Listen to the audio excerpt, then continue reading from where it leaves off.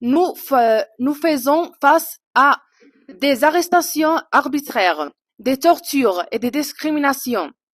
Et nos prisonniers politiques subissent des traitements inhumains simplement parce qu'ils défendent notre droit à vivre libre et souverain sur notre propre terre.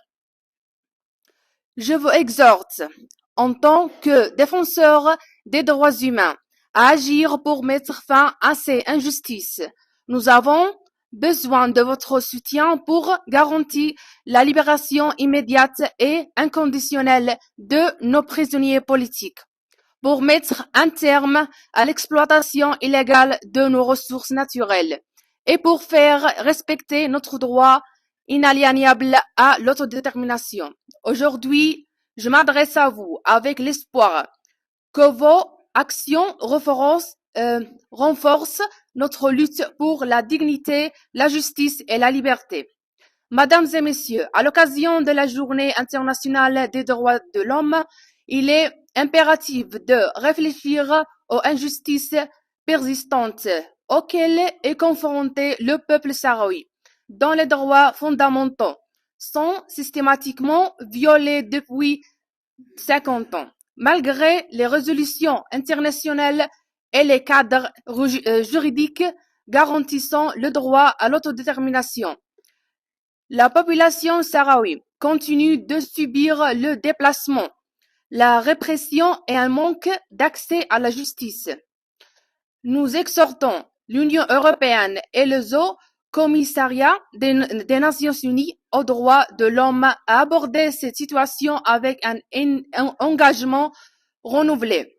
Il est crucial de veiller à ce que les principes internationaux des droits de l'homme soient respectés et de plaider en faveur des droits du peuple sahraoui, y compris leur droit à l'autodétermination, à la liberté d'expression et la protection contre la violence et la discrimination. Cette commémoration doit être une occasion d'agir pour mettre fin à l'impunité des violations des droits de l'homme et soutenir des solutions durables qui respectent la dignité et les droits de tous. La situation du peuple sahraoui exige une attention urgente et une intervention significative de la communauté internationale.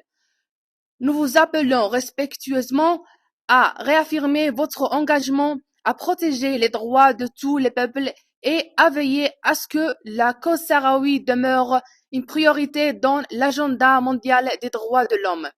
Je me tiens devant cette audience éminente pour attirer votre attention sur les graves et persistantes violations des droits de l'homme subis par le peuple sahraoui dans les territoires occupés du Sahara occidental. La situation des prisonniers politiques sahraouis est particulièrement alarmante, soumis à des traitements inhumains et privés de procès équitables.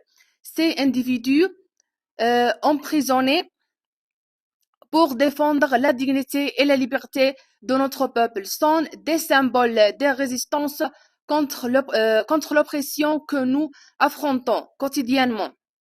Leur libération n'est pas seulement une nécessité humanitaire, mais également une obligation morale qui défend les principes de justice internationale.